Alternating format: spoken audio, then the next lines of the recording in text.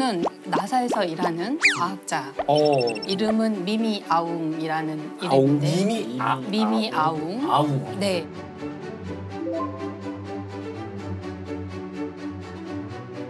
이제 미얀마 분이시고 미국에서 오랜 세월 동안 근무하셨었고 놀라운 기술을 가진 공학자인데요.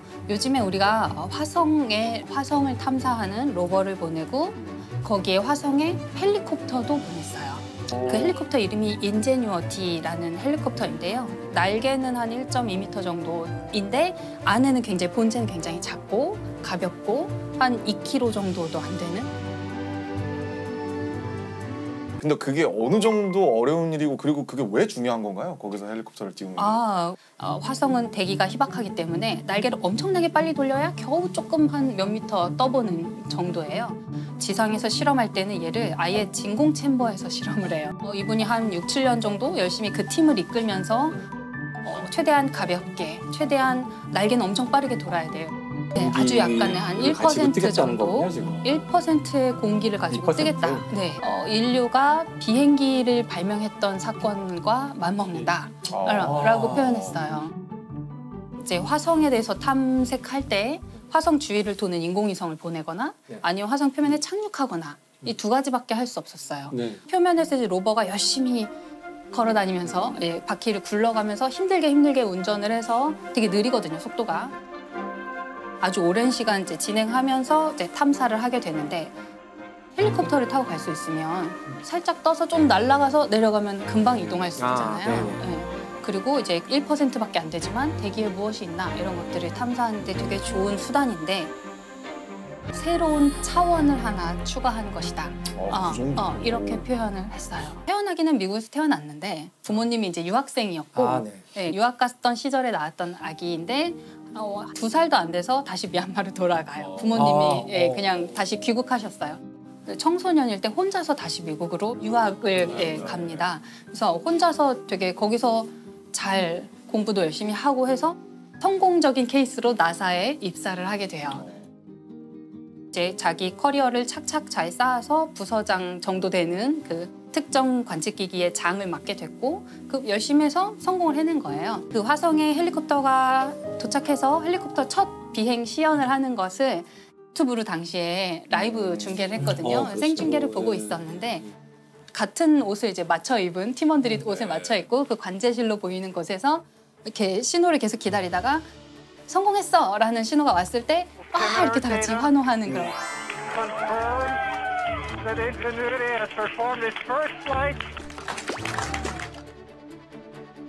이분이 서류를 이렇게 책상에 여러 가지 서류를 갖고 있었는데 이 소식을 딱 듣자마자 여러분 우리가 이렇게 중요한 일을 했습니다 이런 짧은 연설을 한 다음에 이걸 찢어요.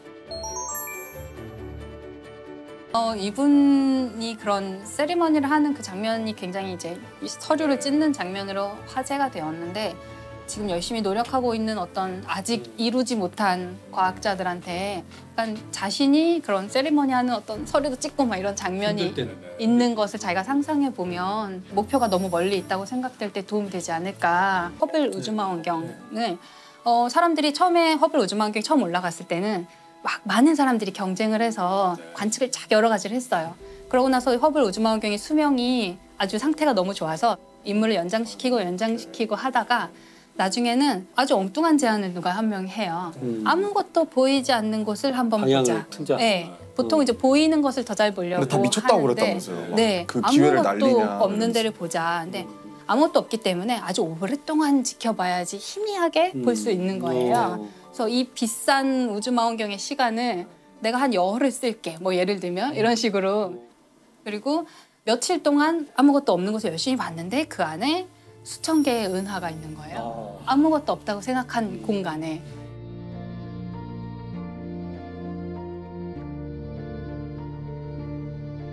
그래서 그 다음에 이제 이 프로젝트가 점점 더 깊은 우주를 계속 보려고 시도를 합니다. 아무것도 없는 빈 공간이라고 생각했는데 들여다보면 안에 은하가 또 수천 개 있고 아무것도 없다고 생각해서 봤는데 들여다보면 또 거기 은하가 수천 개가 있고 그 은하 하나에는 또 수천 개의 별들이 있거든요. 너무너무 우리가 알지 못했던 깊은 우주를 지평을 완전히 넓혀주는 거고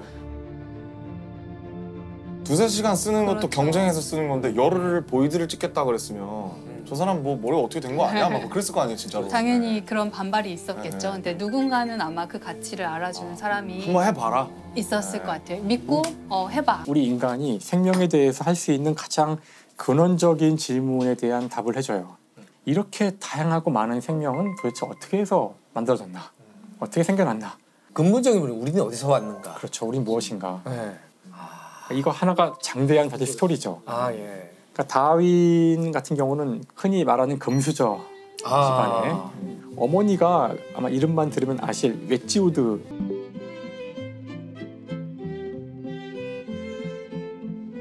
그래서 금수저 집안에서 태어났기 때문에 사실 평생을 제대로 된 직업을 가진 적이 없었어요.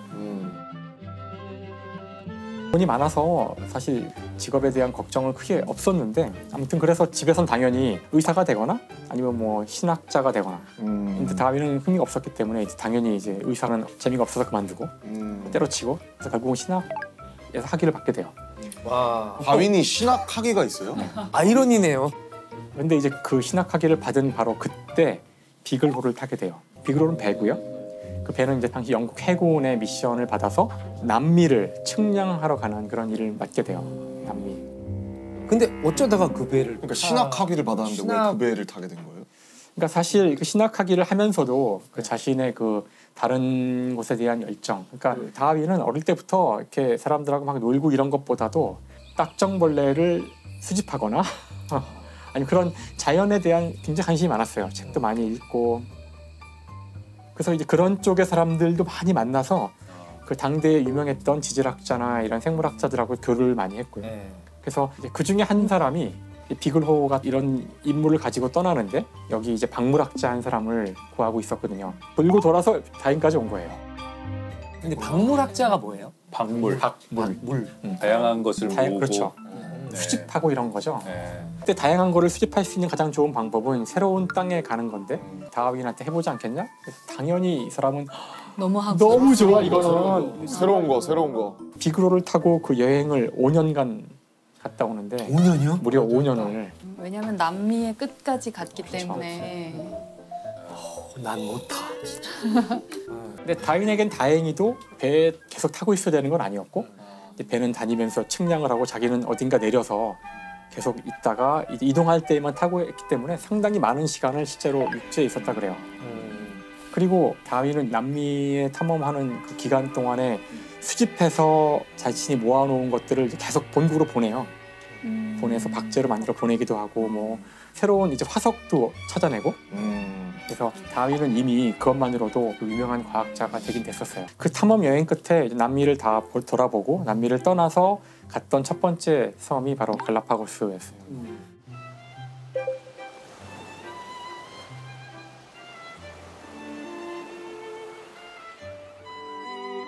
근데 갈라파고스에서도 이제 많은 관찰을 하게 되는데 이 지역이 특별한 것이 대륙과 동떨어진 섬이잖아요.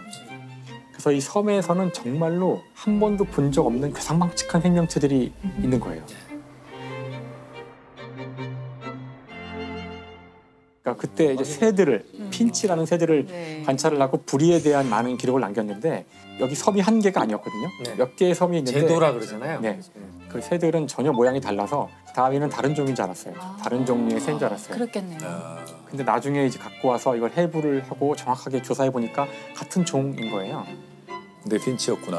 같은 종인데 왜 이렇게 변화가 심하게 일어났을까? 그러니까 이런 현상들은 일반적으로 보기 힘들어요. 저희가 사는 이 세상은 워낙 이미 수많은 종들이 서로 경쟁을 해서 딱 균형을 다 이루고 있기 때문에 이런 일이 잘 안 일어나는데 이 섬은 워낙 좁은 고립된 곳이기 때문에 하나의 종인 새도 상황에 따라서 아주 급속하게 변화가 타타닥 일어나서 다양한 종류의 부리를 어떤 부리를 가진 새는 나무를 쪼개도 돼 있고 사실 이렇게 다르면은 딴 데서는 다른 종이거든요. 여긴 그렇지 않았던 거죠. 근데 문제는 이제 돌아와서부터 이제 고민이 시작되는 거죠. 돌아와서 자신의 데이터들을 이제 가지고 분석을 하고 책을 쓰려고 하다 보니까 뭔가 이제 그게 있는 거죠. 이거 생명의 다양성에 대한 자신이 답을 찾은 것 같은데 함부로 이야기 했다가. 서서히 답이 보이는데 이게 굉장히 위험한 답이란 사실을 알게 되는 거예요. 그래서 불경하다. 그렇죠. 네. 그래서 1836년에 돌아왔지만 종의 기원이라는 책이 출간되는 것은 1859년. 20년이 넘게 걸렸네요. 무려 한 25년 가까운 와. 시간을 더 이제 보내야 되는데 물론 그 사이에 많은 일들이 있었지만 기본적으로는 과연 이것이 옳은 이론일까? 그리고 이걸 냈을 때에 자기한테 돌아올 엄청난 엄청나네. 공격과 비난 이건 단순한 어떤 과학자로서의 공격이 아니라 성경에 나오는 그 말씀을 다 위반하고 모든 사람이 믿고 있던 인간의 존엄성, 인간은 고귀한 존재고 선택받은 존재라는 것을 다 깨뜨릴 수 있는 거기 때문에 본인이 먼저 완벽한 증거들을 얻어야 한다고 믿고 질문을 하고서 그걸 다 답을 찾는 데까지 시간이 걸리는 거예요. 보강을 하는 데까지. 지금 다윈이 하려는 얘기는 성경 정면으로 전체를 그냥 반박하는. 그 창세기 전체일 뿐만 아니라 그 인간에 대한 수많은 이야기들을 전체를 부정하는 거죠. 심지어 본인도 고민을 많이 하는데 이 다윈의 와이프가 독실한 또 신자였거든요. 그래서 그 다른 사람들한테는 함부로 말을 이제 안 해요. 위험해서. 그래서 자기 아내한테 이야기해주자 아내가 굉장히 분노를. 그렇죠. 그다음에 또 한편으로는 남편을 이제 보호하고 싶기도 했겠죠. 생각도 하지 말라. 다윈도 고민을 많이 하는데 그 다윈이 남긴 기록을 보면 다윈이 그 신에 대한 어떤 믿음이 서서히 사라져가는 과정이 보이긴 보여요. 그러니까 자기도 고민을 많이 하거든요. 성경에서의 모순도 수없이 찾아내고 이건 말이 안 되지 않느냐. 이 세상에는 아담과 이브밖에 없었는데 이 둘은 아들을 둘 낳는데 딸도 없는데 어떻게 그 다음에 이야기가 이어지지? 이런 식으로 이제 성경 자체에서도 수많은 문제점들을 찾아내면서 좀 이상하다라고 이야기도 하고 다음에 본인이 연구를 진행해 가면서 이렇게 진화에 대한 증거가 많은데 성경이 맞을 수가 있겠느냐. 그래서 어느 시점엔 자기도 나는 더 이상 성경에 나오는 창조론을 믿을 수 없다 이런 글도 써요. 확신에 찬. 사실 진화론이라는 것은 우리 주위에 보는 생물들이 변화한다는 걸 의미해요. 첫 번째로. 생물들이 변화한다. 그러니까 그 전까지 사람들은 우리 주변에 있는 많은 이 생물들은 언제부터인지 모르지만 뭐 신이 창조했든 그냥 계속 이런 모습으로 있었을 거야라고 믿고 있었죠. 네. 하지만 이제 진화론은 그것이 아니라 생명은 끝없이 변화해가고 사실은 지금 존재하는 수많은 생명체들은 더 근본적인 생명체로부터 온 것이고 더 근본적인 것은 더 근본적인 것으로 더 계속 수렴해 올라갈 수가 있는데 이걸 끝까지 가져가면은 사실은 단 하나의 생명으로부터 시작하여 진화를 거듭하여 지금 이렇게 우리가 보는 다양한 생명체가 만들어졌고 이 과정에서 누군가 디자인을 하거나 누군가 명령을 할 필요가 없이 자연적으로 이것이 일어났다는 거예요. 그래서 아무튼 이거를 이제 설명을 해서 사람들이 납득을 해야 되기 때문에 이걸 집대성하여 쓴 책이 이제 종의 기원이라는 책인데 이 책이 아주 고도의 전략을 쓰게 돼요. 이 책을 아마 많은 분들이 이 책은 과학의 고전이라니까 한번 읽어볼까? 그렇게 읽어보시려고 했던 분들은 이제 읽다가 엄청난 그 자기 환멸과 네? 분노를 느낄 수 있는 책인데 시작 부분이 그래요. 시작 부분이. 그러니까 책의 시작 부분은 비둘기에 대한 이야기로 시작하는데 우리나라 사람들은 알지도 못할 비둘기에 대한 수많은 이름들이 나오기 때문에 그 영어로도 나오는데 찾아보면 다 비둘기라고 돼 있거든요. 다양한 비둘기들의 수많은 이름들이. 비둘기가 나오는데 도대체 나는 종의 기원이라는 그 위대한 이론을 알고 싶은데 왜 비둘기 이야기만 이렇게 오래 하는 걸까? 이게 이제 당시 그 다윈이 살던 시대, 그 시대에는 비둘기뿐만 아니라 강아지도 그렇고요, 고양이도 그렇고 그걸 잘 키워가지고 아주 독특한 형태로 만드는 게 되게 유행이었어요. 그러니까 이 다윈은 처음에 어떻게 시작한 거냐면은 이걸 봐라. 인간이 개입하여 특별한 결과를 얻고 싶을 때 비둘기를 가지고 이미 우리는 수많은 교배를 통해서 원하는 형질을 얻어왔다.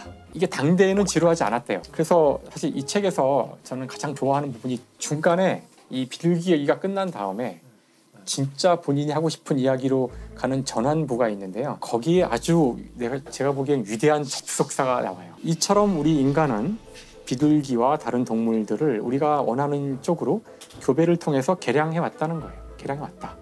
하물며 자연은 수많은 생명체의 경쟁을 통해서 이것들을 그 환경에 맞도록 계속 선택을 해왔다는 거예요. 자연 선택이 거기서 나오죠. 그렇죠. 바로 인간이 해왔던 것을 이 자연 전체가 그 순간의 환경에 가장 적합한 존재들을 선택해왔고 이 생명종 전체를 바꿔왔다. 자연이.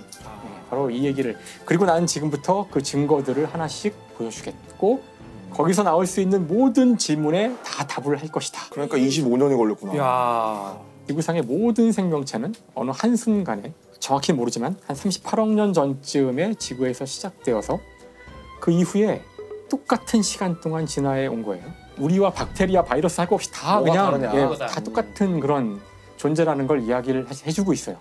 그러니까 진짜 무서운 거죠. 많은 사람들이 정말 이 이론에 충격을 받고 대단히 싫어했지만 근데 이 책이 너무나 완벽하게 쓰여졌기 때문에 영국의 과학자들 가운데 진화론을 인정하지 않는 사람은 거의 없었다는 평가예요. 대략적으로는. 결국. 하지만 일반인들을 대거 진화론을 지지하는 쪽으로 몰고 가는 사건이 이제 시작돼요.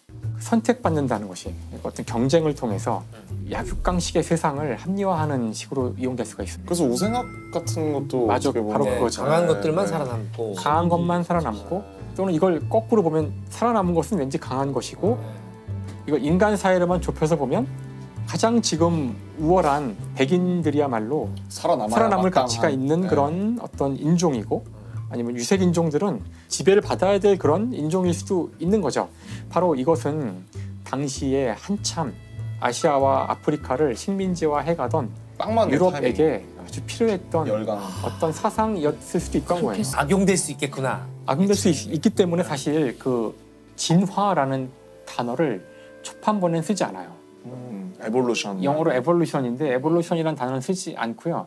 그 에볼루션이 들어가야 되는 장소에다가 정확하게는 그 디센트 오브 모디피케이션이라 그러는데 수정을 통한 나아짐이랄까? 뭐 이 정도의 느낌의 단어를 사용하는데 진화를 아주 완곡하게 풀었네요. 예, 완곡하게 네. 이것이 왜냐면은 그 에볼루션이라는 말에는 무언가 더 좋아지는 듯한 느낌? 네. 뭔가 방향이 네. 있는 듯한 그러니까 그런 뉘앙스를 주고 싶지 않았던 거예요. 근데 워낙 사람들이 에볼루션이라는 단어를 좋아하다 보니 다음에 이게 또 한 단어로 착착 붙잖아요. 네. 그래서 결국은 이제 이 단어로 귀착됐는데 후회하죠. 이걸 나중에 후회하고 뒤에는 쓰긴 쓰는데 계속 안타까워해요. 아. 여기에는 어떤 나아진다는 진보한다는 개념은 없다. 신으로부터 의학을 분리시킨 독립선언을 한 사람이고 최초로 인간학을 했던 사람이라고 우리가 해요. 그럼 사람도 자연의 일부이기 때문에 우리는 자연 치유 능력을 가지고 있을 것이다. 우리는. 우리가 증상이 나타나는 건 우리 스스로의 자연스럽지 못한 어떤 형태가 있다. 네. 그것이 환경적인 것일 수도 있고 스트레스일 수도 있고 뭐 물이나 공기의 문제 뭐 이런 것들일 수도 있고 그런 그 원인을 몰라서 우리는 막연히 신한테 물어보는 것이라는 거죠. 이 히포크라테스가 고민하는 건 보이는 증상에서 보이지 않는 인체를 해석하려고 굉장히 관찰을 많이 해요. 해부 안 했어요? 못하죠. 아, 그때는 해부를 해부는 못했군요. 근대에 와서 겨우 그래요. 그 당시는 관찰할 수 있는 도구가 없었잖아요. 네. 그러니까 관찰하기 위해서 환자의 똥을 먹어요. 환자의 똥도 먹고 콧물도 먹어보고 고름도 먹어보고 그리고 제자들도 먹게 해요. 나만 맛보고 이런 게 아니고 똑같이 맛보게 하는 거예요. 그리고 먹고 자, 이 맛이야. 이 환자, 이 질환은. 이 일관성을 갖는 거죠.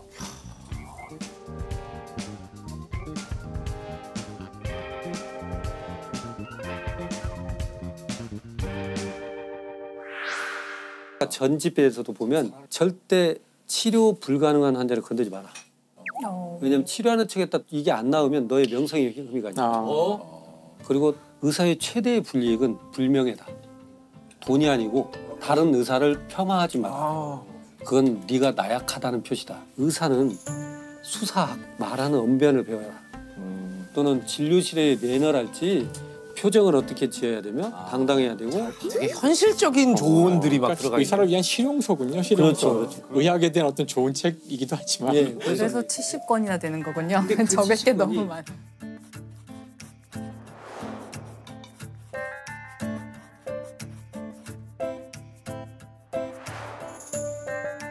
우리 이제 국과수, 국립과학수사 연구원이죠. 네. 거기에서 법과학부에 이제 유전자 분석을 하는 동료예요. 유전자 분석이면 우리 요즘에 많이 알고 있는 DNA. 그렇죠, DNA죠. 네, 네. 저는 국가수에 97년에 입사해서 유전자 분석과에서 유전자 분석 업무를 담당하고 있는 조남수라고 합니다. 범죄 현장에서 의뢰되는 증거물에서 제 DNA 분석을 통해서 범인과의 일치 여부를 확인하고 있습니다. 모든 것이 파편화되고 어떻게 되면 단순화되고 이런 것이 전문화된다고 그러잖아요. 전문화되는 것은 옆 경계선을 모르잖아요. 옆에서 무엇을 하는 것인지. 난 이 영역에만 할 거야. 네. 이렇게만 하는 경향이 있지만 예. 결국은 2차 세계대전 때 홀로코스트도 실은 이것이 어떻게 쓰이는지 모르게 독가스를 만든 화학자가 있고 인체 실험을 했던 의사가 있고 네. 수용소에서 유대인을 그 샤워실에 집어넣은 사람만 있고 죽은 유대인에서 옷을 벗겼던 사람이 있고 네. 그들은 자기가 무엇을 잘못하는지를 몰라요. 파편화됐기 때문에. 결국은 저희도 국가수 내에서 법과학부나 법생물학이나 이런 쪽은 주어진 샘플에 대한 DNA만 보내면 돼요. 거기에서 끝나버리면 서로의 영역이 참 깔끔한 것 같지만 이 제 동료는 이제 굉장히 궁리가 많아요. 그러니까 그 당시는 97년도, 8년도 때는 강간 사건 각 경찰서별로 오죠. 국가수는 해당 경찰서에 보내기만 하면 돼요. 유전자 분석을 잘 해가지고 보내면 되는데 이 사람은 그 당시에 자기 컴퓨터로 쭉 데이터를 모아요. 그래서 광주 서부경찰서든 전주에는 경찰서든 모아서 그거에 대한 통보만 하는 게 아니고 범인은 여기저기 돌아다닐 수 있잖아요. 여기에서도 있고 여기서도 있고 동일 범인입니다. 라고 스스로가 그 데이터베이스를 만들어요. 그러니까 경찰들도 공조수사를 잘 못해요. 왜냐하면 관할 어떤 영역이 그렇죠. 있고, 네. 어떤 사건을 해결했을 때는 성과를 갖고 다투는 거고 못했을 때는 그거에 대한 어떤 책임을 져야 되기 때문에 서로 정보 공유를 잘 안 하는 경향이 있어요. 네. 그러나 이제 범인이 예를 들자면 이쪽 경찰서에서 몇 건의 강간 사건이 있었다 치면 자기는 못 잡고 있는데 다른 경찰서에 있는 건하고 맞추지는 않거든요. 그러면 이제 이때 유전자 분석을 했던 이 사람은 연결을 하죠. 어떻게 보면 자기 영역에서 굳이 안 해도 될 일이지만 그러나 그것을 해야겠다라고 생각을 했고 많은 사건들을 풀었어요. 네. 그러니까 저랑 처음 98년도 만날 때는 막 국가수 돌아서 15였어요. 한 6개월 정도 15 생활 하잖아요, 공무원들은. 그 당시 광주 국가수는 굉장히 시골에 있었어요. 시골 분교. 폐교된 맞아. 분교를 리모델링해서 쓰고 있어요. 아이고. 아주 시골이에요. 네. 거기에서 이제 그렇게 데이터베이스를 스스로 해가지고 사건들을 풀었던 거죠. 네. 그렇게 해서 승진해서 대전 국가수로 발령이 나요. 대전 국가수에서는 어떤 일이 여러 가지가 있었지만 청주에서 모 식당 여종업원이 살해당한 사건이 있어요. 네. 칼에 찔려 사망을 했는데 경찰은 단서가 없습니다. 지문도 없고. 근데 너무 단서가 없으니까 가서 이렇게 현장을 보다 보니까 아무것도 없는데 그대로 시간이 지났잖아요. 그러니까 좀 다 말라 비틀어져 있죠, 반찬이. 이제 깍두기 하나가 베어먹은 자국이 있어요. 그 깍두기를 가지고 옵니다. 네. 그래서 그 단면에서 DNA를 추출해요. 그러니까 이제는 뭔가 단서가 풀렸죠. 네. 그래서 그 해당 경찰서에 주니까 난리가 났죠. 근데 문제는 뭐예요? 네. 같은 사람을 데리고 와야죠. 그렇죠. 같은 이게 사람 누구의 DNA인지 맞아야 알아야 되니까. 될까? 결국 또 대조해야 될 사람을 데려와야 될 큰 숙제가 또 하나 남는 거죠. 그렇게 미국에 빠져갑니다. 다시 형사가 찾아와요. 조남수 박사한테. 이게 이제 이 사람은 아까 국리가 많다고 그랬잖아요.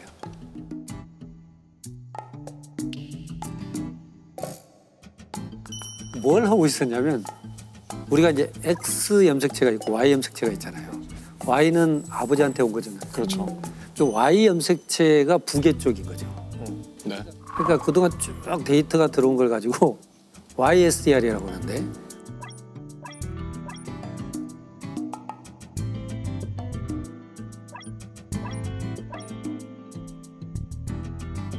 Y 염색체에서 독특한 성씨의 유전자를 찾고 있었어요. 네. 그러니까 독특한 성씨의 YSDR에서 차이가 있을 수 있잖아요. 네. 그걸 발표는 할 수 없어요, 공식적으로. 네. 네. 그러나 자기가 그건 정리하고 있었죠. 비공식적으로. 비공식적으로. 네. 형사가 하도 단서가 없다고 그러니까 제 생각에는 요것은 H 성씨를 가진 이런 쪽 같은데 아. 그런데 이제 특히 국밥집 쪽에 그 범인이 사용했을 걸로 보이는 자전거가 있었어요. 그러니까 이 자전거를 타고 올 정도면 반경 얼마 안 떨어져 있어요. 아, 예. 그런 다음에 그 반경 내에 있던 약간 의심스러운 사람들 있죠. 네네. 그리고 H 성 중에. 그렇지. 예. 그러니까 그 용의선상에 올라온 사람들 중에 YSTR로 가서 그런 갖다 해보니까 딱 범인이 나와요. 그러니까 그 당시까지만 처음에요. 성 씨를 가지고 접근했던 것은 중요한 건 내가 지금 이걸 굳이 할 필요는 없지만 적어도 어떤 형태로든 이것이 쓰여져야 된다면 자료를 객관화시켜 모아본다는 거죠. 실은. 그래서 결론은 그렇게 해서 이제 범인을 잡아요. 네. 이게 전문 영역을 보면서 전문화는 깊게 들어갈 수도 있지만 이 일을 내가 왜 하고 있는가 하는 거죠. 결국은 사랑이라는 것은 우리가 서로가 동일한 시대를 살고 있고 동일한 고민을 갖고 있고 우리는 동일한 양심을 가지고 있고 하나의 사회를 형성하는 데 있어서 약속이 있잖아요. 네. 근데 그래서 나의 하는 일이 결국은 전체적인 윤곽 속에서 내가 봐야 되는 거예요. 그래야만 우리 공동체를 굳건히 지킬 수가 있는 거거든요. 그래서 저는 조남수라는 그 박사를 보면서 그런 생각을 해요. 이 사회의 안전망은 어디선가 거대한 거인이 맡고 있는 건 아니에요. 작은 사람들이 성실하게 맡고 있는 것일 수 있어요. 그들은 이 어떤 하나의 일로 태어난 게 아니고 공동체에서 자기 책임의식을 느끼는 공동체에 대한 사랑을 갖고 있는 사람들이다. 저는 그래서 인간에 대한 사랑이 있는 곳에서 전문가적인 영역의 사랑도 있는 곳이 있을 수 있다. 항상 요즘은 좀 그런 것도 많이 조심스럽습니다. 같이 했던 거지 저 혼자서 했던 일은 아니거든요. 아마 국과수에서 일하는 저하고 같이 일했던 유전자 분석하는 동료들은 진짜 열과 성의로 일을 했고요. 저보다 사실 능력도 더 좋습니다. 훌륭한 사람들이 너무 많습니다. 아무튼 너무 감사하다는 말을 꼭 전해드리고 싶습니다. 가족의 이야기입니다. 가족의 이야기요? 네, 가족의 이야기예요. 로블링가의 이야기인데요. 이 시기는 1860년대 정도로 이제 올라갑니다. 뉴욕인데요. 당시에는 자동차 같은 게 거의 없던 시절이고요. 다 마차를 주로 타고 다니거나 아니면 배를 타고 다니던 그런 시절이에요. 뉴욕의 맨하탄이랑 브루클린이랑 사이에 강 이름이 이스트 강인데 이 브루클린에서 맨하탄 가려면 배를 꼭 타야만 하는 거예요. 배밖에 없었는데 여기가 사실은 강이라고 하기에는 조금 너무 커요. 너무 넓은 강, 네. 거의 한 폭이 한 1km 정도 그렇죠. 되는 거의 크기고요. 바다의 면에 있는 네, 곳이니까. 거의 바다로 가는 길이다 보니까 물살도 엄청 셌대요. 이 로블링이 어린 아들을 데리고 그 겨울에 그 강을 건넌 배를 탔는데 꽁꽁 얼어가지고 갇힌 거예요. 잠시 배가 나가지 못하고 강이 얼어붙으니까 거기 갇히는 사건을 한번 겪고서 이거 안 되겠다. 다리가 있으면 너무 좋겠다. 이러면서 여기다가 다리를 건설하려고 하는 거예요. 아버지 로블링이 존 로블링이라는 사람인데요. 이분은 다리를 건설하는 것에 대해서 몇 가지 특허 같은 걸 아마 가지고 계셨던 것 같아요. 그래서 당시에 좀 유명한 다리를 짓는 건설업자였어요.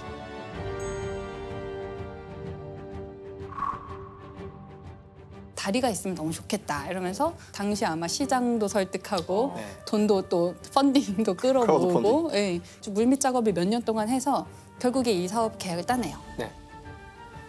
브루클린이라는 다리를 놓게 되는 게 1869년에 시작된 일이고요. 뉴욕의 어떤 상징적인 건축물 중에 하나인데요. 이 브루클린 다리는 현수교라는 방식이거든요. 현수교 다리인데 뭐냐면 이렇게 상판을 다리가 여러 개가 받치는 게 아니고 이 상판을 강선에다가 묶어서 달아놓는 방식이에요. 네. 아무튼 이런 현수선을 사용하는 현수교인데 얘의 특징이 뭐냐면 아주 큰 주탑 2개만 있으면 다리를 길게 건설할 수 있어요. 그리고 이 다리가 교각이 2개밖에 없는 거예요. 네네. 그러니까 원래 다니던 배들이 계속 다니기가 쉬운 거예요. 현수교는 이 상판의 높이를 굉장히 높대요. 그래서 큰 배도 지나갈 수 있고. 이게 금방 안 된 이유가 강철이 필요하거든요. 네, 맞아요. 예, 이 강선을 어떻게 만드냐면 일단 와이어를 이렇게 꼬아요. 그런 다음에 꼬은 와이어들을 또 다시 또 꼬아요. 꼬아요. 이거를 여러 번 해서 엄청나게 두꺼운 정렬로. 강선을 만들어서 쓰는 거거든요. 그러니까 당시에는 굉장히 획기적인 다리였겠죠. 그전엔 없던 재료, 그전엔 없던 설계가 필요했던 것 같아요. 그래서 이분이 아주 오랫동안 공들여가지고 계약을 따내서 이제 측량을 하러 갑니다. 배를 타고 왔다 갔다 하면서 길이를 재고 측량을 하고 있었는데 이 선착장이랑 바지선 사이에 몸이 끼는 사고가 나요. 그래서 수술했는데 이제 파상풍에 걸려서 몇 주 안 돼서 바로 사망하게 됩니다. 엄청나게 큰 계약을 따내서 이제 막 꿈을 실현하려고 하는데 시작하지도 못하고 사망하신 거예요. 아이고. 그래서 이제 자연스럽게 아들 워싱턴 로블링이라는 사람이 이제 그 일을 이어서 하게 됩니다.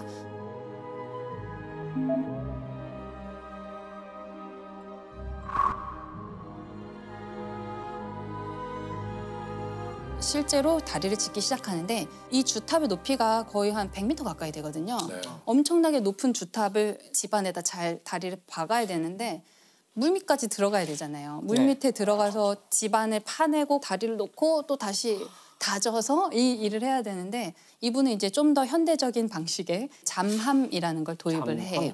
예, 이름이 케이슨인데 예, 이게 뭐냐면 거대한 나무 상자 같은 거를 이제 거꾸로 뒤집어서 물 바닥에 가게 하는 거예요.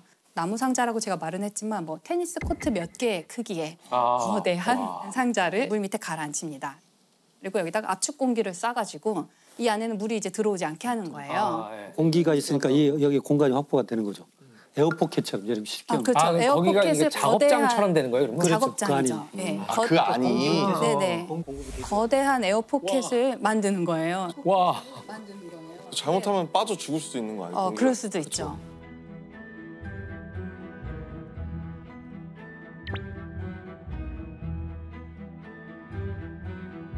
이 사람이 이걸 배우려고 유학도 갔다 와요. 그래서 여러 최신 기법을 동원을 해서 결국은 위에 뚫어야 되지 않아요? 그러면? 그렇죠. 위에 이제 통로가 있는데요. 통로 따로 만들어야 되고. 통로가 있어요. 이 통로를 에어락이라고 불렀대요. 이게 우리 우주선에 들어갈 때 에어락이라고 하거든요. 네. 그래서 밖에서 이제 그 거대한 원기둥 안에 일단 들어가서 문을 닫고 사다리 타고 막 내려와가지고 에어락의 문을 열고 나가면 이제 거기가 작업장인 거예요. 이게 완전 우주선 같은 정말 어마어마한 시스템을 그 당시에 만들었던 거죠. 당시에 전기가 없으니까 이 안에서 사람들이 램프를 켜놓고 작업을 한 거예요. 램프가 여기저기 켜 있고 그다음에 얘를 엄청 크게 만들기는 어려우니까 겨우 사람이 들어갈 공간인 거예요. 그래서 이렇게 허리를 계속 숙이고 있어야 되고 일주일에 한 15cm 정도밖에 못 팠대요.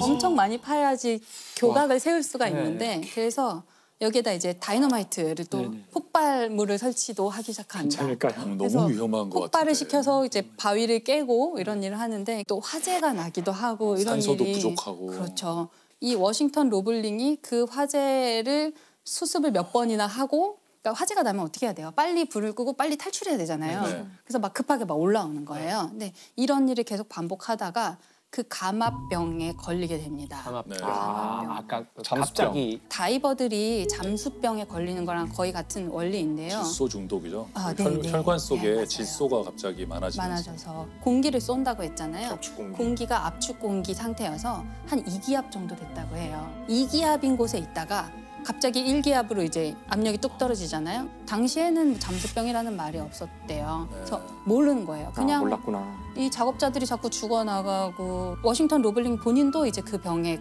결국 걸려서 거의 반신불수 상태가 됐대요. 아이고. 눈도 거의 안 보이고 난청이 오고 그 잠수병 때문에 되게 고생을 하고 이러면서 사람의 말도 못 알아듣고 누워서 그냥 자기 아내한테만 겨우 조그맣게 말을 할 수 있을 정도가 됐대요. 그래가지고 이 작업장은 계속 작업을 하고 있는데 워싱턴 로블링은 집에서 창문에 망원경 같은 거를 대고 이제 볼 수밖에 없는 상황인 거죠.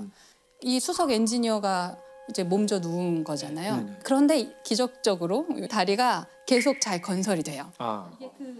이 다리가 어떻게 계속 건설될 수 있었는가 하면 아내가 계속해서 이렇게 메시지를 전달해 준 거예요.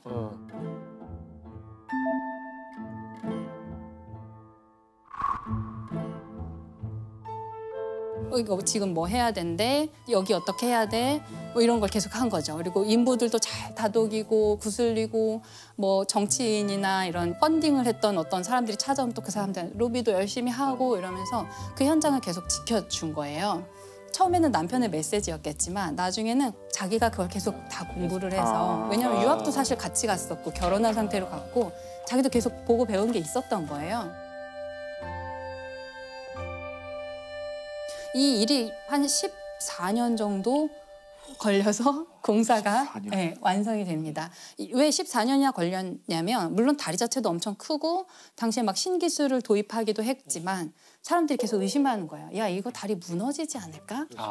그랬겠네요. 되겠어? 당시엔 너무 이상한 건축물이잖아요. 수석 엔지니어는 왜 안 보여? 니네 뭐 이상한 거 아니야? 조치는 사람들 비리 때문에 있는 더 거 오래 아니야? 걸리죠. 막 이러고 그리고 시장이 바뀌고 이러면은 전 이거 왜 정권이 여기다 했던 자꾸 거. 돈을 이렇게 퍼붓냐. 보니까 뭐 강철로 뭐 이렇게 상판을 연결한다는데 말이 말도 되는 안 소리를 해라. 그럴 수도 이러면 그리고 막 사람도 많이 죽었다면서 그렇죠. 그거 하다가. 그리고 사기도 당해요. 아까 그 강선을 얘기하셨잖아요. 이 강선이 당시에 이제 귀한 재료니까 납품업체가 좀 속인 거예요. 좀 품질이 미달되는 강선을 철근 납품을 불량 했어요. 철근 같은 거구나. 그렇죠. 그래가지고 다시 주문해서 다시 하고 이러느라고 이제 14년이나 걸린 거예요.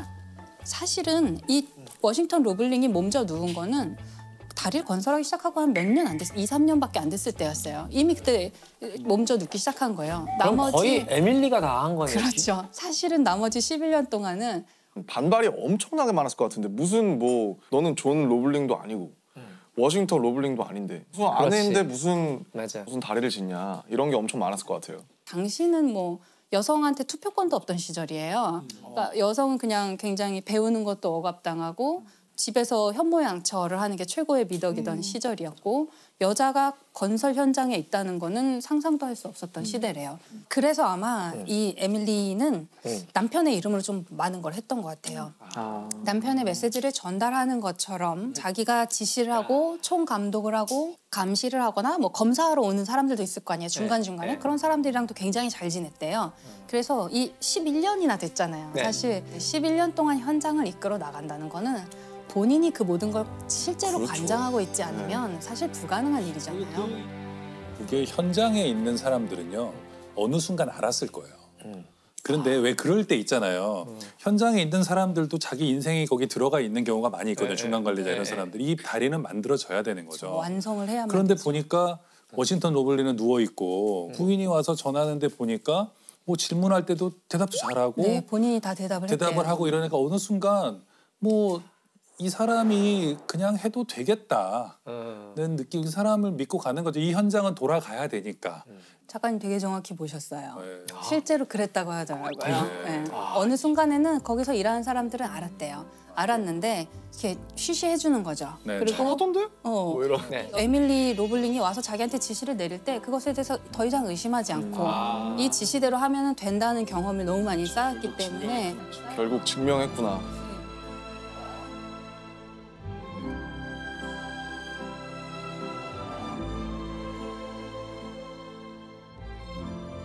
그래서 24년 동안 이 다리를 건설을 어쨌든 무사히 하고 이제 마치는 날 승리의 상징이라고 하는 수탉을 안고 마차를 타고 이 다리를 이제 최초로 건너는 사람이 됩니다.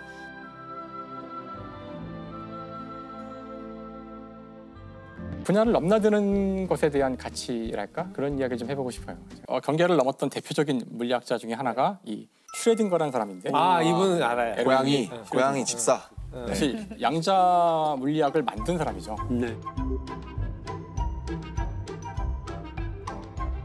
뭐 노벨상도 받았었고 아주 가장 위대한 이론 물리학자인데 이 사람이 말년이라면 말년인데 말년에 쓴 책이 생명이란 무엇인가라는 엉뚱한 책이에요. 물리학자가 무슨 생명 얘기를 해. 그러네요. 말도 안 되는 얘기죠, 사실. 네. 그래서 왜 이 사람이 이런 책을 썼을까? 그래서 이 사람의 서문에 이게 잘 나와 있어요. 근데 일단 과학자들은 자기 주제를 완벽하게 이해한 사람들이라고 보통 믿으시잖아요. 네. 그러니까 자기 분야가 아닌 거에 글을 쓸 거라고는 생각하지 않아요. 모르니까. 그럴 것 같아요. 그것이야말로 과학자의 도덕적 의무다라고까지 생각한다고 처음에 이야기 시작해요.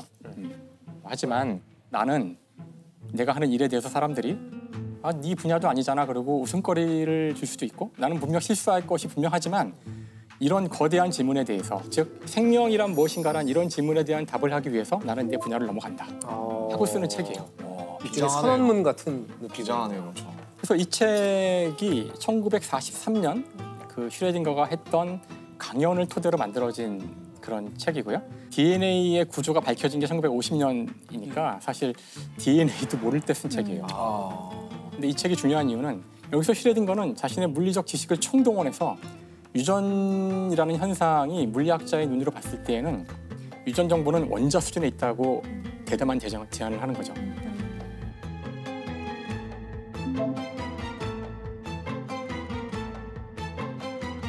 근데 그리고서 마지막에 실수를 하죠. 마지막에 자기 생각에는 그 물질은 단백질일 거다라고 실수를 해요. DNA인데. 지금 하려는 얘기는 그 슈레딩거는 이 중요한 이런 질문에 대한 답을 하기 위해서 자기의 최선을 다했고 물론 실수를 했고 옳은 것도 있고 하지만 누군가는 이 사람의 실수는 보지 않고 그 실수를 채워서 올바른 답을 낸 거죠. 그렇죠. 그래서 이게 중요한 저는 어떤 교훈이라고 생각하는데 선을 넘어야 되는 이유는 저쪽에서는 알지 못했던 알 수 없었던 그런 어떤 직관이나 새로운 맞아요. 통찰을 맞아요. 다른 분야의 사람이 와서 줄 수 있을 거라는 거예요. 그렇기 맞아요. 때문에 중요하죠. 대신 대가는 이제 가서 바보가 되거나 그렇죠. 실수하거나 틀릴 그럴 수 수 있다는 있죠. 거죠. 근데 그것을 두려워하지 않고 그 정도를 감수할 용기가 없다면 우리는 이런 질문들에 대한 답을 영원히 할 수 없을 거다 하는 거예요. 제러드 다이아몬드에게 책을 주는 게 가장 맞지 않을까.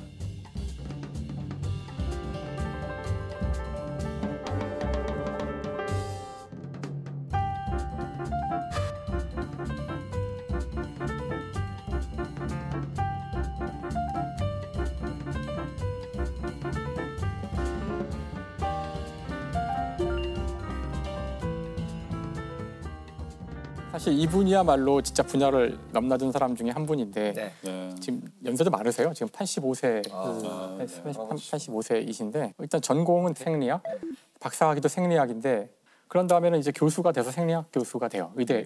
네네. 근데 그때부터 어릴 때부터 이제 뭐 새에도 관심이 많고 인간에도 관심이 많고 이제 새를 연구하다 보니 그 뉴기니에 가서 이제 새를 탐구하게 되는데 뉴기니에 가서 사실 새를 보다가 오히려 뉴기니에 사는 사람들에게 눈이 간 거예요. 거기 사는 사람과 사실 뉴기니는 또 아직 문명이 닿지 않았던 곳들이 많이 있었기 때문에 그래서 그곳의 사람들이랑 이야기를 하다가 그 이런 질문을 받게 되죠. 그 원주민 이름이 얄리라는 친구인데 이 친구가 이 제러드 다이아몬드한테 질문을 해요. 왜 당신들 백인들은 이렇게 거대한 배를 만들고 그 배에 이렇게 엄청나게 진짜 상상도 할 수 없는 신기한 물건들을 갖고 오는데 왜 우리는 그것을 만들지 못하고 지금에 와서 이거 보고 있는 걸까 물어봐요. 바로 아까 제가 이야기했던 한 분야에서는 쉽게 할 수 없는 질문을 한 거죠. 왜 문명은 이렇게 저 유럽과 이 아시아에서만 이렇게 꽃 피울 수 있었나? 일단 이게 과연 학문적인 질문인가? 이걸 과연 질문을 던졌을 때 답을 낼 수는 있는 건가? 이렇게 시작한 일이에요. 그리고서는 그때부터 연구를 시작하는 거죠. 그래서 책을 내는데 그게 이 책이죠. 이 청균세가 이제 퓰리처상을 받으면서 되게 유명해졌고 국내에서도 이제 많이 읽힌 그럼요. 책이었죠. 네. 근데 저거 많은 분들이 이제 사긴 했지만 읽지는 않으셨어요. 그래서 어디까지 읽었냐면 총까지 읽었다. 뭐 이런 분이 있습니다.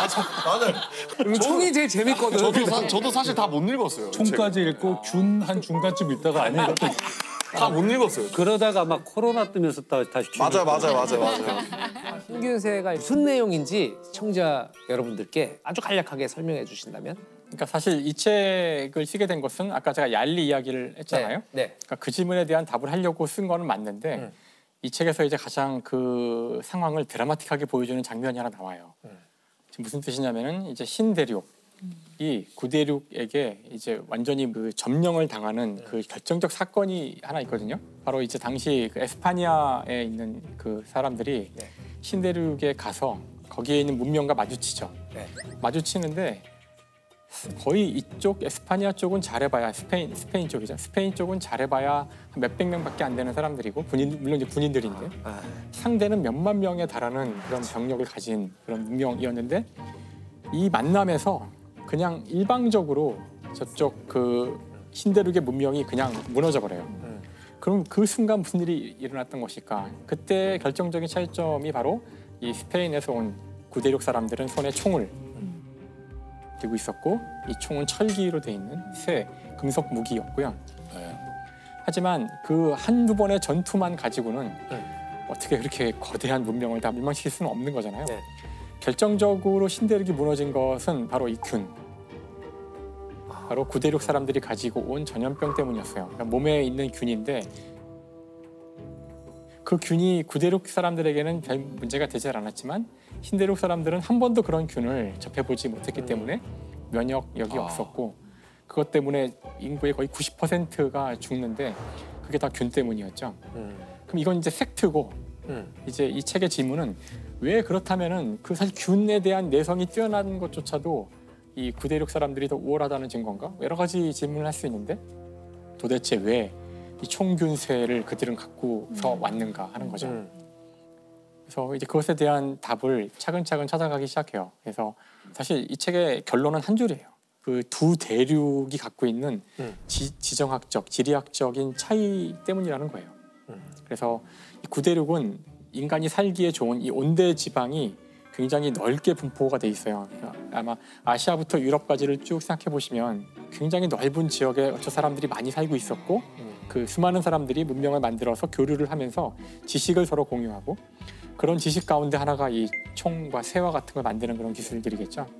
뿐만 아니라 이 넓은 지역이다 보니 여기에는 수많은 인간이 작물로 삼을 수 있는 식물과 그다음에 가축들이 있었다는 거예요. 그런 것들이 사실 균과 관련되는데 이 가축을 키우게 되면 이제 필연적으로 가축이 갖고 있는 여러 가지 균들이 우리가 만나게 돼요.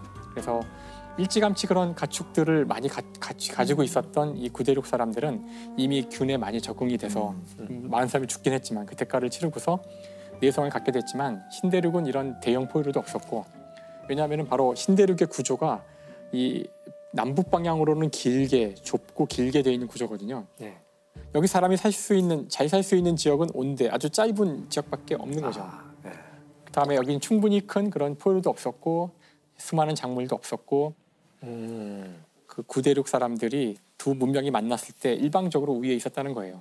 그래서 구대륙과 신대륙의 어떤 문명의 차이는 그들의 유전자나 그들의 어떤 민족의 우월성에서 온 것이 아니라 그들의 지리적 위치에서 온 것이다라고.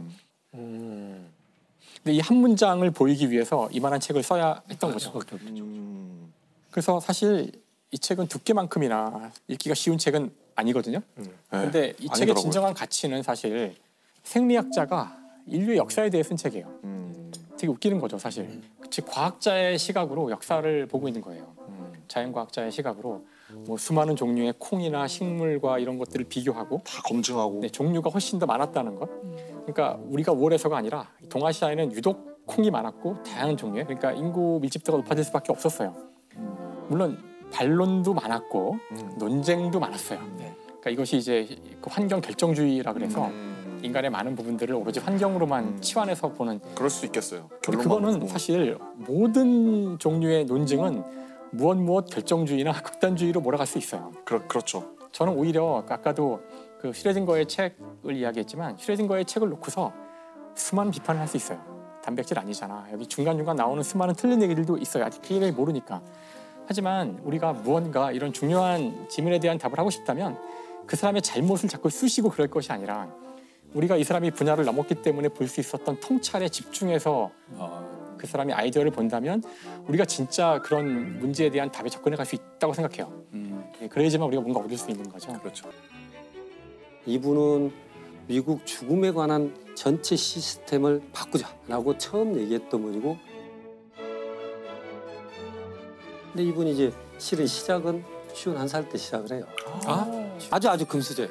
아주 금수저인데 굉장히 유복한 집에서 편안하게 이렇게 결혼을 해서 살던 분인데, 이분이 그 당시가 이제 1차 세계대전이 끝나고 2차 세계대전 사이에 이분이 주로 활동을 하시거든요. 게스트하우스 같은 걸 운영을 해가지고 집에 돌아가지 못하는 군 병사들 다 모아서 자기가 케어해주고, 전쟁 고아들 상대로 그 후원금 모금을 하기 위해서 연극 무대도 나는 내가 가지고 있는 것 어느 것 하나도 내 노력으로 이루어진 것이 없다. 다 물려받았잖아. 그렇다면 나는 다른 사람들을 위해서 써야 되는구나. 이게 내가 생존하는 이유가 되겠구나. 그래서 나는 앞으로의 삶을 그 다른 사람이 행복하게 살 수 있도록 나는 뭔가를 바꿔야겠지. 이런 어떤 계기들이 있었어요. 근데 그런 때 우연하게 51살 때쯤 몸이 좀 아파요. 그래서 이제 부자들, VIP들이 입원하는 이제 그런 또 요양원 같은 곳에서 오빠 친구를 만나요. 매그네스라는 그 의사를 만나는 얘는 하버드 의대 출신이에요. 그 다음에 보스턴에 있는 그 검시소의 검시관, 우리로 말하면 법의학자.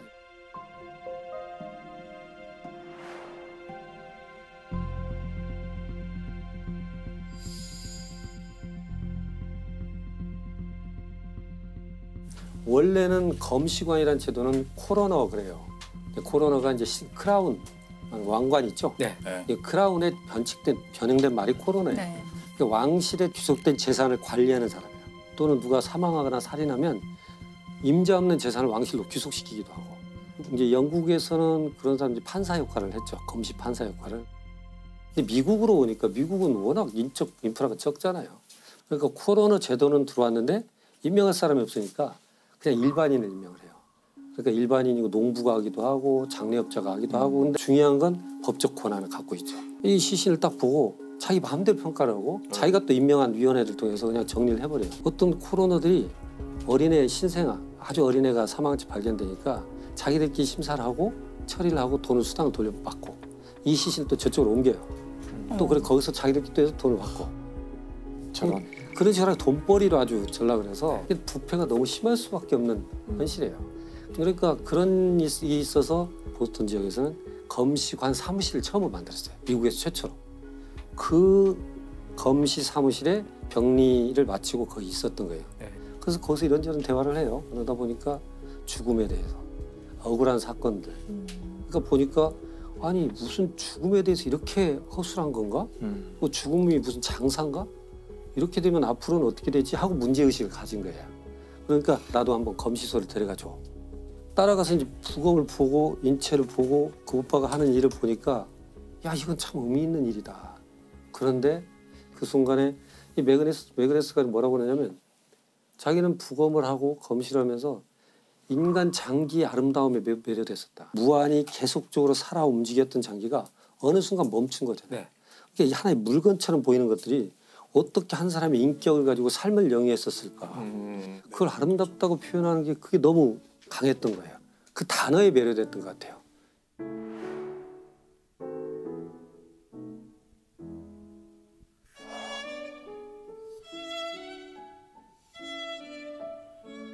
법의학을 시작한 법의학자가 아니고 법률제도 이런 걸 전체를 바꾸려고 했던 사회개혁자로 보면 돼요. 사회개혁가. 죽음에 대한 부분은 내가 이 사회 제도를 바꿔야겠다. 그래서 생각한 것이 세 가지를 생각하는 거예요. 법률 바꿔야겠다. 교육제도를 개선해야겠다. 그다음에 경찰을 훈련시켜야겠다. 세 가지가 있어야만 죽음에 대한 한 사회에 나름대로 완결구조가 생기겠다라고 생각을 하죠.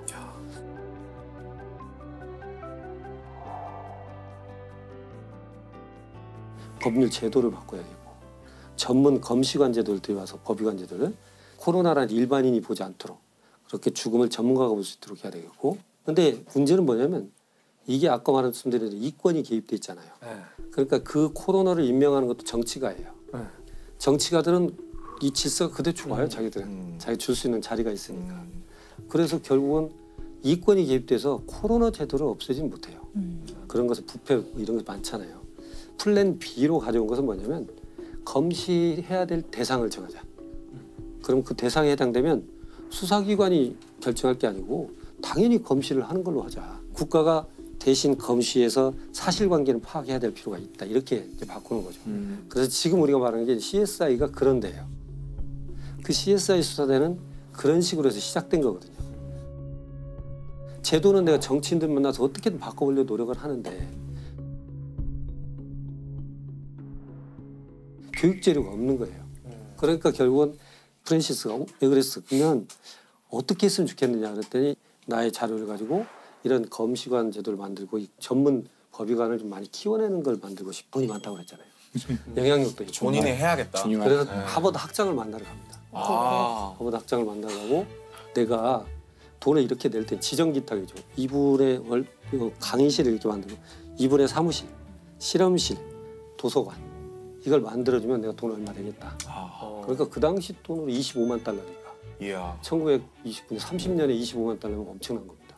베그레스는 사망하고 그 뒤로 후임자를 병리 전문 일을 가진 사람을 뽑아야 하버드에서 병리를 마치고 법의학 수련을 하려면 다시 수련 생활을 해야 되죠. 전문의가. 네. 월급이 적죠. 네. 이 보조의 월급을 주겠다. 음. 그래서 키워요. 그렇게. 근데 그 순순히 개인적으로 했었던 거예요. 그래 교육제도는 그렇게 사람도 고용하고 월급도 주고 다 해보는데 문제는 일선의 경찰관들이 문제예요. 그러니까 그 당시만 해도 지문이 있는 것도 아니고 무슨 네. 과학 수사가 없으니까 너무나 중구난방이고 과학 수사의 필요성 자체를 몰라요. 누가 사망치 발견되면 누굴 데려다가 강압 수사를 많이 했어요 미국에서도. 그래서 경찰은 무지랭이고 바보고 강압적이고.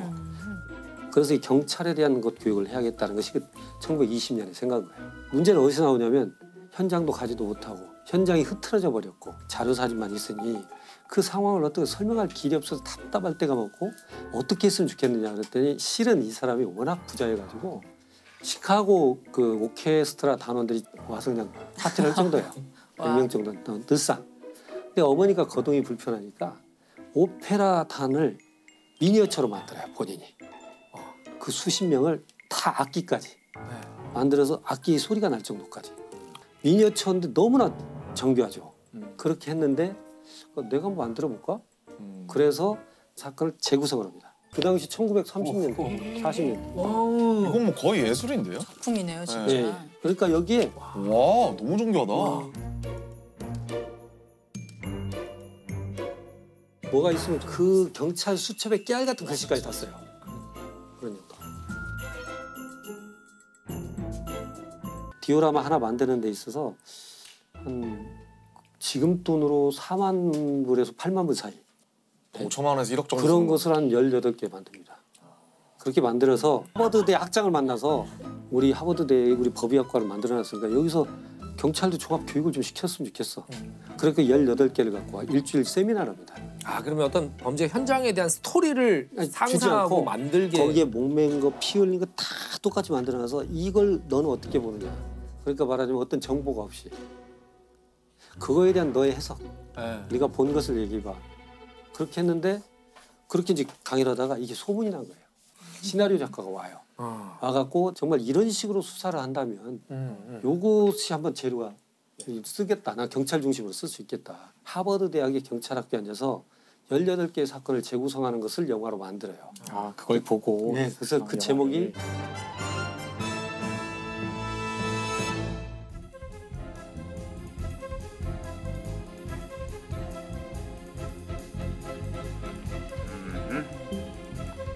Length and width, all right, with less pronounced muscular attachments. 최초의 영화가 나가서 그게 아카데미 각본상 후보까지 올라가요. 미스터리. 그렇게 해서 이것이 동기가 돼서 그렇게 이어진 게 CSI예요. 수천 페이지짜리 논문을 발표하는 것보다 의협이나 변호사들만 놓고 수백 번의 강의를 하는 것보다 한 편의 영화가 대중의 인식을 높이는데 더 큰 효과를 발휘하더라. 이 공헌이 인정을 받았나요? 그 당대에? 경찰들한테 인정을 받았어요. 아. 장례식장 경찰관들 그 교육생들이 많이 왔고 네. 경찰로부터 경감 진짜 경감 교육도 받고 경찰에 있어서는 법정에서 이 교육생들이 많은 진전을 이뤄요.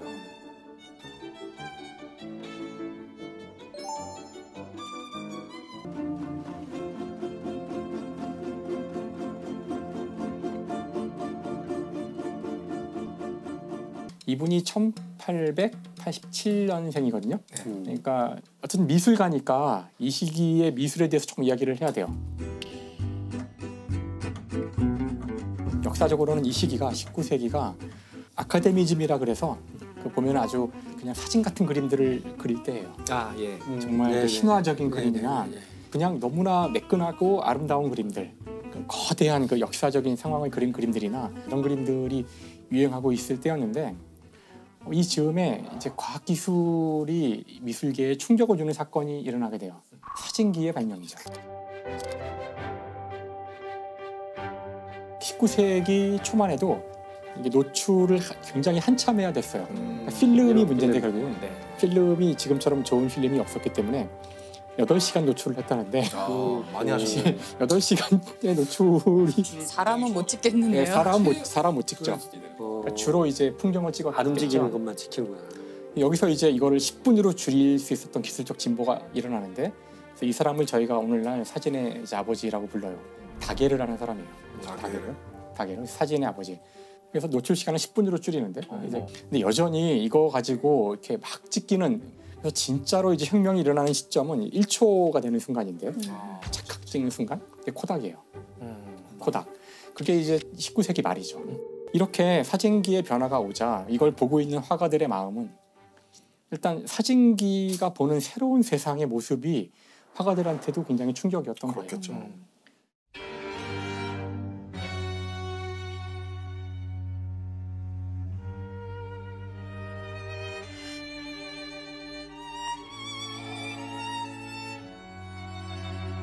내 망막에 떨어진 빛이 무엇인가를 생각해야 되는 거죠. 이게 바로 인상주의예요. 그러니까 인상파라는 것은 바로 빛을 그리려는 사람들이었거든요. 이 순간에 지금 바로 내 망막에 떨어진 빛이 무엇인가.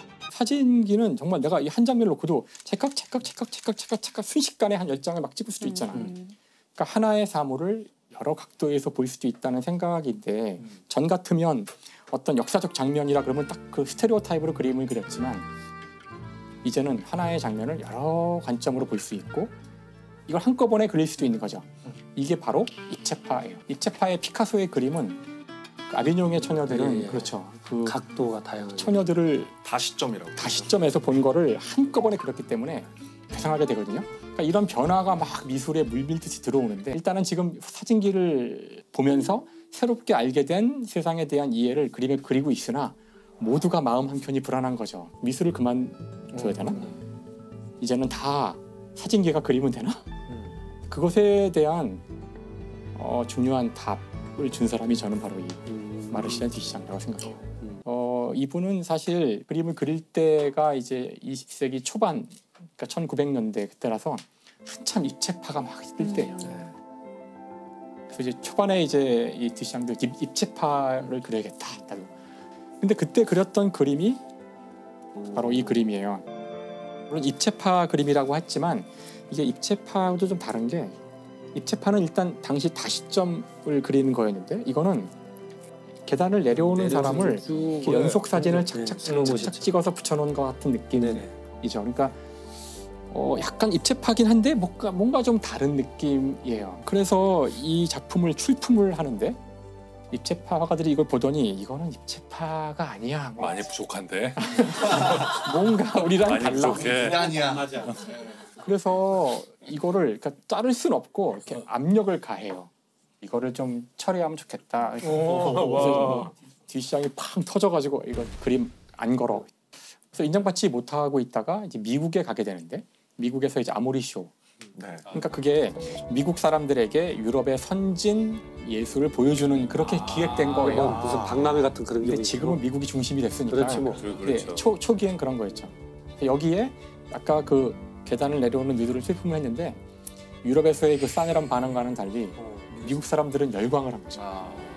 이거 너무 좋아요. 사람들이 야 이거 진짜 훌륭한 이거야말로 새로운 미술이다. 그래가지고 미국에 있으면서 이제 뒤시장이 역사의 남을 이제 업적을 남기게 되는데 그 자기 동생에게 편지를 하나 쓰는데 자 내가 파리에다가 뭐 물건을 몇 개 두고 왔는데 물건이 바로 요 자전거 바퀴 자전거 휠하고 이 병을 걸어두는 거꾸로 이렇게 담아두는 마에가만 있죠 이렇게.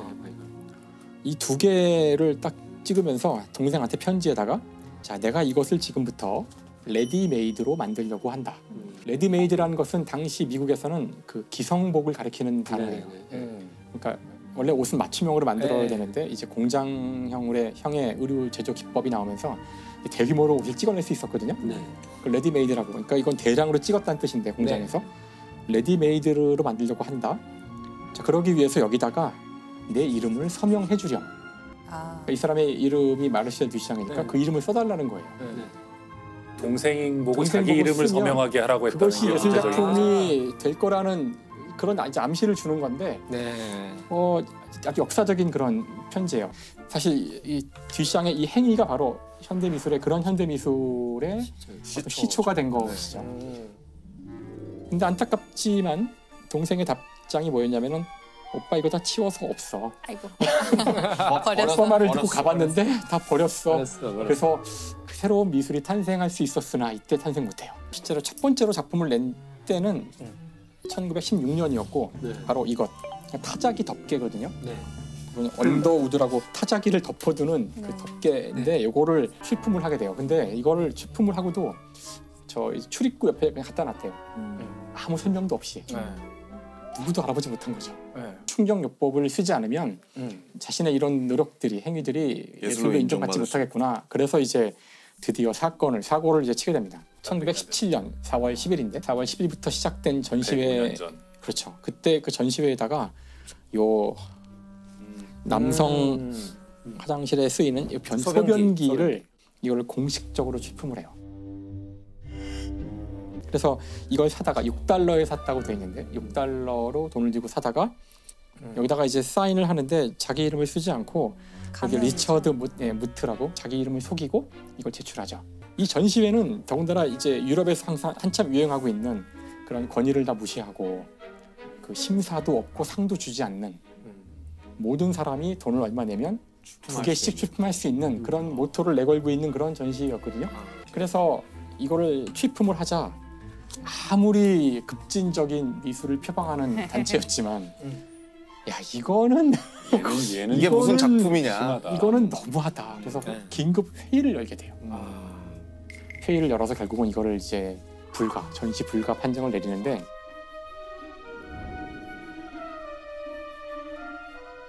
그때 이제 뭐 이유를 사유를 달아요. 뭐 사유도 제 셈은 본래의 자리에 있으면 매우 유용한 물건이겠지만 미술 전시회는 그 본래의 자리가 아니며 어떤 정의에 의해서도 그것은 예술 작품이라 할 수 없다. 정말 자신 있죠? 뭐 어떤 정의에 의해서도. 근데 사실 이 마지막 문장 이것이 바로 듀샹이 노린 거죠. 그렇죠. 예술 작품이란 무엇인가? 당신들이 예술 작품의 정의를 안다고 이런 판단을 내렸지만 나는 이게 작품이라고 생각하는데 그럼 어떡할래? 이제 이렇게 사실 본인이 만들지조차 않고 서명만 돈 주고 사와서 서명은 한 거죠. 가명으로 그것도 한 거죠. 그 순간 이것이 예술품이 되었다고 주장하는 거죠.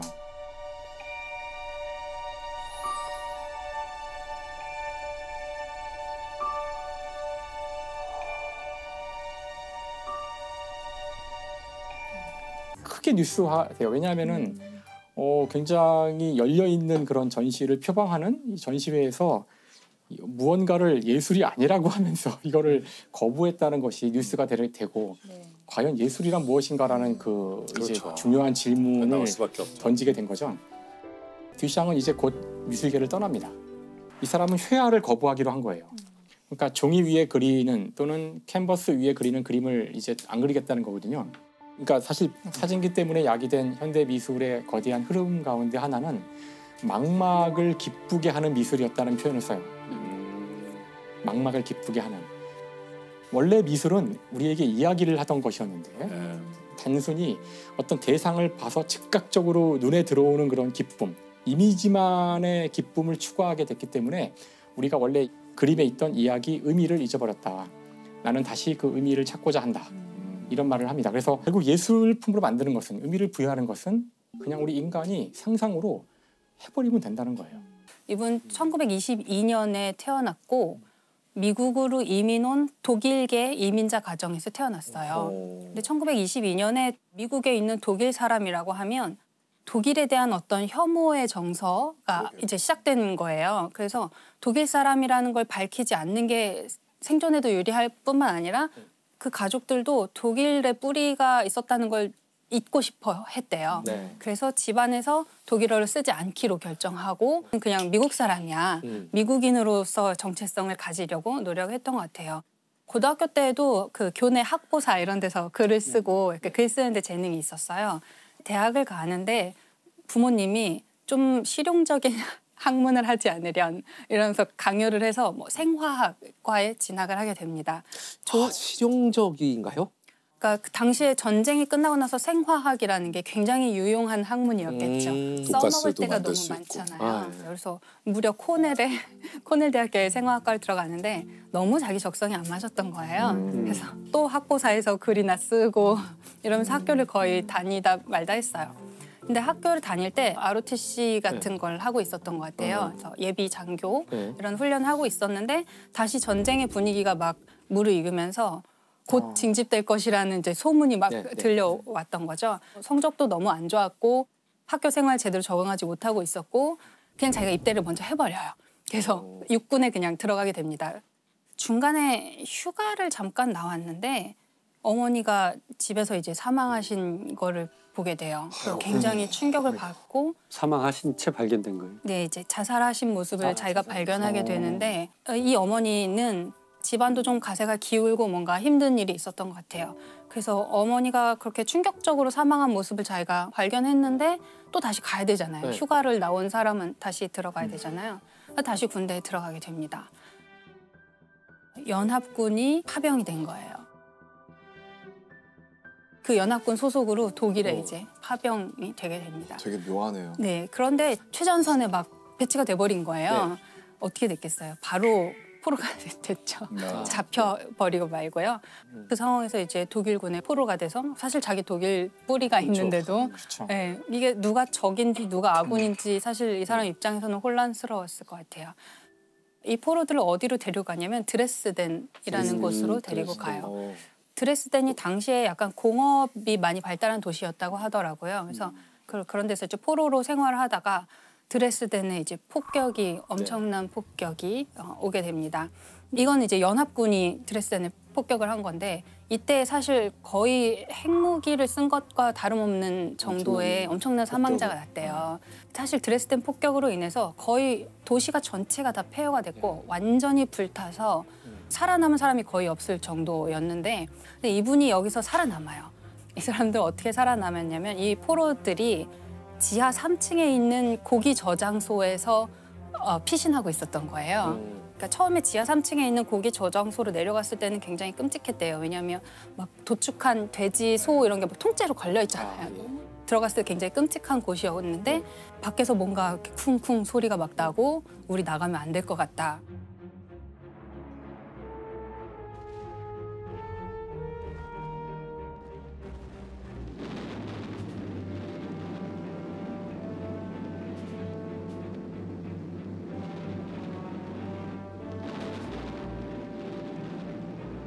거기서 격리된 상태로 한참을 지내다가 좀 조용해진 것 같아서 밖으로 나가봤더니 이 작가의 표현은 달처럼 돼 있었다고 했어요. 도시가 완전히 회색인 거예요. 모든 게 다 불타 있고 어떤 곳에는 얕은 지하에 사람들이 피신을 했는데 앉은 상태로 돌아가신 사체들이 막 있을 정도로 너무 일시에 막 폭격이 퍼버진 거예요. 그래서 이 사람들이 나와가지고 폐허가 된 도시를 재건하는 데 이제 도움을 주게 됩니다. 그러니까 자기는 이미 전투에서 한번 패해서 포로로 끌려갔었고 그다음에 포로로 끌려간 곳에서 또 아군에 의해서 그렇게 강한 폭격을 입어야만 했고 폭격에서 겨우 살아남아서 나와보니까 너무 잔혹한 풍경을 맞이해야 됐고 거기서 그 속에 있는 시체들을 막 복구해야 되는 그런 작업에 투입이 됐잖아요. 이 모든 일을 겪고 미국에 다시 돌아왔을 때 22살이었어요. 너무 어린 나이에 너무 많은 일을 겪었고 너무 잔혹한 참상을 보고 돌아온 거죠. 세상에. 이 사람은 아마 이 PTSD로부터 평생 자유롭지 못했을 거라고 생각해요. 얼마나 생각났겠어요. 밤에 자려고 누우면 생각나고 내가 막 다시 그 전쟁에 간 거 같고 어디서 쿵 소리만 나면 막 다시 그 전쟁의 공포가 다시 되살아나고 아마 평생을 시달렸던 것 같아요. 이분은 굉장히 이 역사 속에서 너무나 많은 피해를 입은 한 개인인 거죠. 이 제오도살장이라는 책에 보면 제가 지금 말씀드린 이 작가의 이야기가 완전히 책에 다 들어있어요.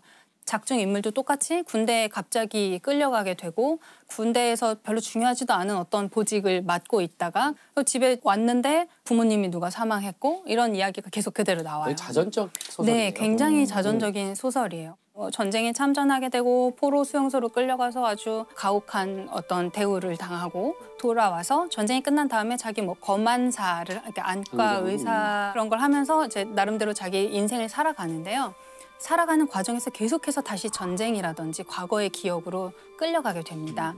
그래서 이 소설은 처음 읽다 보면은 도대체 무슨 말인지를 모르겠는 상태로 거의 끝까지 가요. 왜냐하면 장면이 계속 뭐 전투에 끌려가는 장면이 나오다가 갑자기 뭐 신혼여행 첫날 밤으로 갔다가 포로로 끌려가던 기억이 있다가 계속 자기 인생의 랜덤한 위치로 계속 다시 돌아가게 되는 거예요. 저희 시점을 왔다 갔다 하기 때문에 사실 저는 이제 이거 그래픽 노블도 있거든요. 네네 맞아요. 최근에 나왔어요. 네, 그래픽 노블을 보면은 재밌는 장면이 나와요. 그러니까 이게 시간이 막 거꾸로 가는 걸 이제 그 작가가 표현을 한 건데 전쟁 상황을 시간을 거꾸로 보면 되게 재미있게 보이거든요. 땅에 떨어져 있던 폭격기가 하늘로 갑자기 뛰어오르더니 포탄을 막 빨아들여요. 해소하죠. 포탄을 쫙 회수하자 죽었던 사람들이 다시 살아나고 다시 웃으면서 비행기를 타고 자기가 있던 처음 공항으로 돌아가죠. 그다음에 더 과거로 가게 되면은 이제 어린아이가 돼서 이렇게 뛰어놀면서 심지어는 히틀러도 어린아이가 돼서 뛰어놀면서 끝나는 거죠. 하지만 이것을 시간을 앞으로 돌리면 이제 끔찍한 전쟁의 모습이 되는 거죠. 그래서 그 시간을 이용해서 여러 가지 그 상황들을 아주 다채롭게 보여주는 그런 책이에요. 근데 왜 제5 도살장이에요?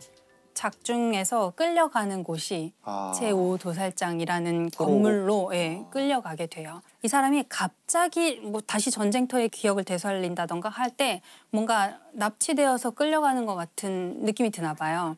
처음에는 이제 기억이 자기를 계속 납치해서 어딘가로 데려다 놓다가 이제 급기야는 외계인한테 납치를 당해요. 그래서 자긴 그냥 집에서 쉬고 있었는데 우리 집 마당에 우주선이 이렇게 오더니 외계인이 나를 데려가는 거죠.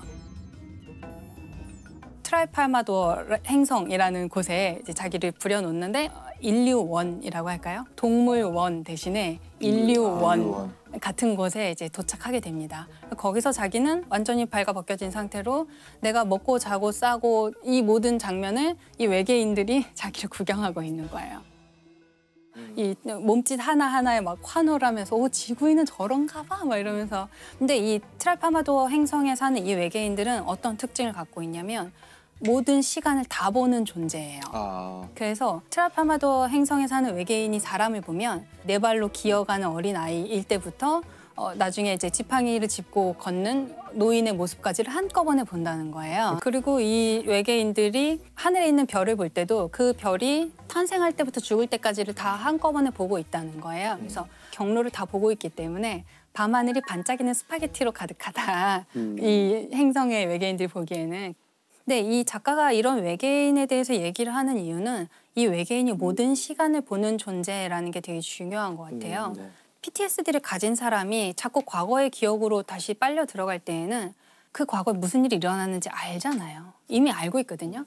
얼마나 괴로운 사건인지를 이미 알고 있고 내가 지금 이 순간으로 가면 잠시 뒤에 내 와이프가 사고를 당해서 죽을 것이고 내가 좀 있다가 비행기 사고로 추락할 것이고 이 장면을 본인 알고 있는데 그대로 살 수밖에 없는 거예요. 주어진 삶을 그냥 그대로 살 수밖에 없고 인생의 모든 순간을 다 알고 있지만 그걸 그냥 묵묵히 살아가는 어떤 한 인간을 계속 묘사하고 있는 것 같아요. 근데 보통 이렇게 트라우마가 있으면 다시는 생각하고 싶지도 않고 이런데 굳이 이 기억들을 다시 소환해서 왜 소설로 쓴 걸까요?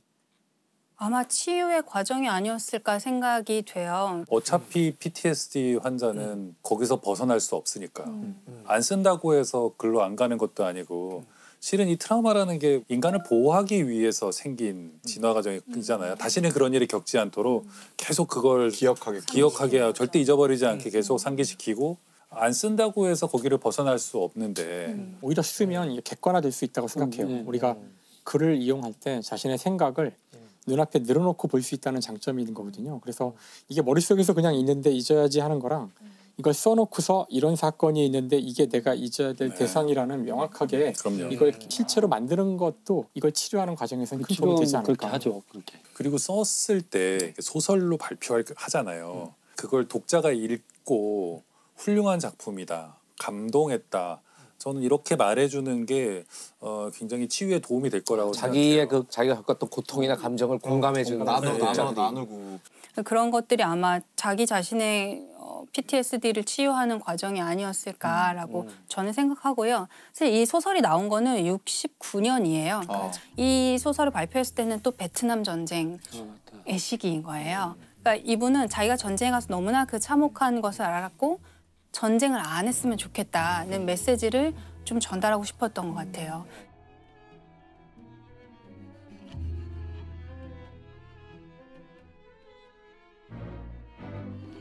베트남전을 반대하면서 소설을 발표하고서 굉장히 이제 스타 작가가 되게 됩니다. 그리고 사람들이 반전을 얘기할 때 떠올리는 어떤 이미지 중에 하나가 돼요. 그래서 보니것이 그 얘기를 한 거예요. 전쟁으로 인해서 이득을 본 사람 전 세계에 한 명밖에 없다. 나다. 난 베스트셀러 작가가 됐으니까 이 치유가 전쟁 많이 됐나 때문에. 봐요, 그 양반이. 참 그런 것 같아요. 엄청난 드라마가 있었고 엄청난 사람이 죽었고 근데 곰곰이 생각해보면 아무런 의미가 없는 일들. 그러니까요.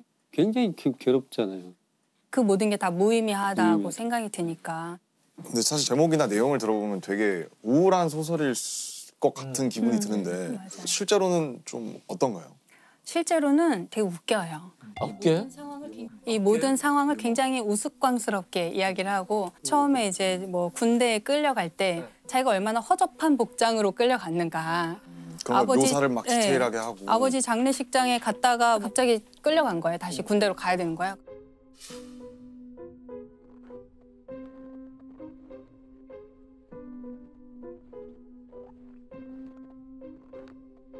그런 광경에서 자기가 얼마나 꼴이 우스운지 그리고 또 이 사람 굉장히 아직 전쟁에 대한 마음의 대비가 안 돼 있는 상태로 끌려갔기 때문에 되게 겁이 많고 약간 찌질한 상태잖아요. 아, 그러면 재밌어요. 그거를 이제 자꾸 넘어져요. 자꾸 넘어지고 막 쓰러져서 정신을 잃고 막 이러니까 옆에 있는 병사들이 또 도와줘야 되잖아요. 같이 가야 되니까. 낙오되면 안 되니까. 장준 아니야? 그래서 계속 이렇게 살려주면서 내가 너를 몇 번이나 더 살려줘야 되니? 뭐 이런 식의 이제 이야기로 풀기도 하고요. 계속해서 슬픈 광경에 대해서 얘기하고는 있지만 어쩔 수 없는 거지 뭐. 인생이 사는 게 다 그렇지 뭐. 이런 식의 죽음을 굉장히 뭐 그렇지 뭐 이렇게 표현하는 거죠. 그냥 그런 거지 뭐 이런 거고요. 이런 작품이라면 본인 스스로 하면서 치유가 됐을 법도 한 느낌이 드네요. 그 제가 이제 책에 관련해서 하나 읽어드리고 싶은데요. 주인공은 검안사였기 때문에 자기 진료실 벽에 이제 뭘 걸어놨는데 거기 걸어놓은 문구가 제가 바꿀 수 없는 것을 받아들일 수 있는 차분한 마음과 바꿀 수 있는 것을 바꿀 수 있는 용기와 그 차이를 분별할 수 있는 지혜를 구한다는 내용이 있어요. 그 나인홀트 리브어의 이제 그 문구로 같이 이어지는 거잖아요. 우리가 때로는 우리 인력으로 할 수 없는 일에 자꾸 뭘 바꾸려고 하다가 큰 좌절을 경험하기도 하잖아요. 하지 말아야 될 선택을 하기도 하고 바꿀 수 없다면 그냥 묵묵히 살아나가야 되는 거잖아요. 그리고 그게 자기를 집어삼키도록 두지 않았다는 게 굉장히 멋진 부분인 것 굉장히 같아요. 현명했던 것 같아요. 근데 보니것이 재밌는 점은 그런 다음에 바로 유머로 이어지는데요. 주인공 이름이 빌리인데요. 빌리가 바꿀 수 없는 것들에는 과거, 현재, 미래가 있었다. 사실 아무것도 시간이지. 저 이해하는데 좀 걸렸어요. 뭔 소리지? 사실 다 그런 바꿀 수 없는 지혜들이 안 거고. 된다. 되게 센스 넘치는 표현이네요. 네, 그런 식의 약간 자조적인 유머, 미국 블랙 유머의 대가로 꼽히는 분 중 한 사람인데 우리가 이걸 읽으면서 이렇게 참혹한 내용이라는 생각이 들기보다는 이러면서 웃게 되는 거. 그러면서 읽게 되는 거예요, 계속.